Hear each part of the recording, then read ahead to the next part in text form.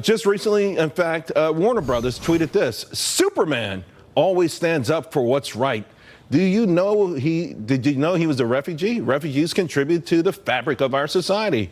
Stand on the right side of history this World Refugee Day. Stand with refugees and the IRC. Well, here now to discuss, Ron Meyer, media DC political analyst, and Rick Unger is back with us. Superman, of course, he's a refugee from Krypton. He didn't go through the normal channels, so maybe he's even an illegal refugee immigrant to this country. And of course, he saved the world over and over again, Ron. But, here's the point. Corporations are choosing sides and being pretty vocal about it.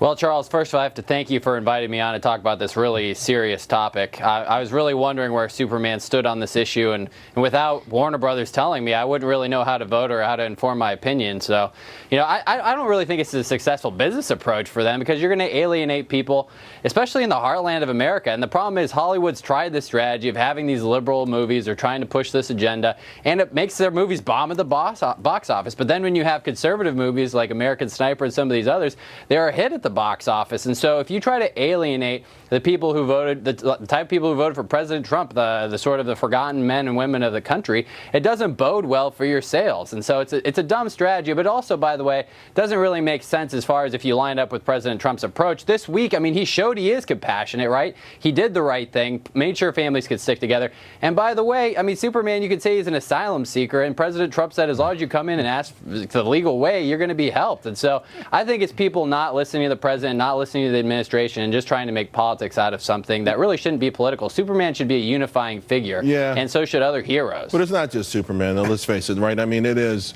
corporation after corporation. Yeah. They are picking sides. Yeah. And listen, I can understand perhaps when the airlines come out and say, hey, we're not going to fly the immigrant children around the country, trying to get ahead of this, but it's a slippery slope. Well, let me first set one thing straight with Ron. Ron, I got to tell you, as somebody who was uniquely involved with superhero movies, no, they do not bomb at the box office, I assure you.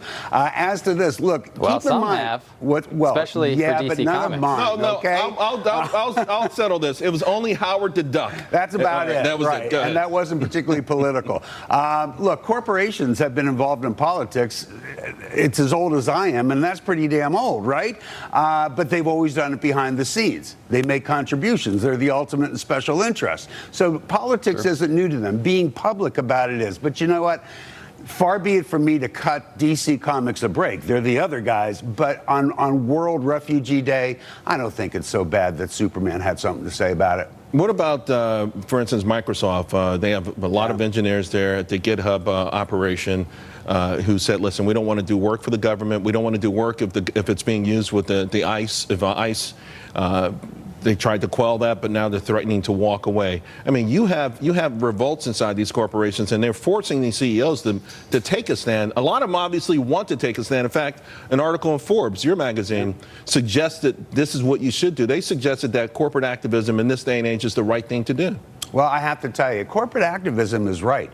300 engineers walking out of their jobs because they don't like that Microsoft has a contract with the government. I got to be honest, as much as I might support those engineers' point of view, you say that to me and I'm the CEO, I'm going to say, here's the door. It's been a pleasure having you. You can't tell Microsoft who they do business with. If you don't like it, you don't have to stay there. Right. That's all right, but no. Listen, we've seen this, Ron. Whether it's Chick-fil-A, Target, Starbucks, Costco. Sometimes it's the CEO's point of view. Sometimes it's company policy. But over the last few years, it has become so intertwined with the narrative in Washington that it is frustrating. I hear people say all the time, I'm not going to ever shop there again. And ultimately, I say, well, I hope you know how to, run a trout line and field dress, because there's not going to be any place for you to shop or eat sooner or later.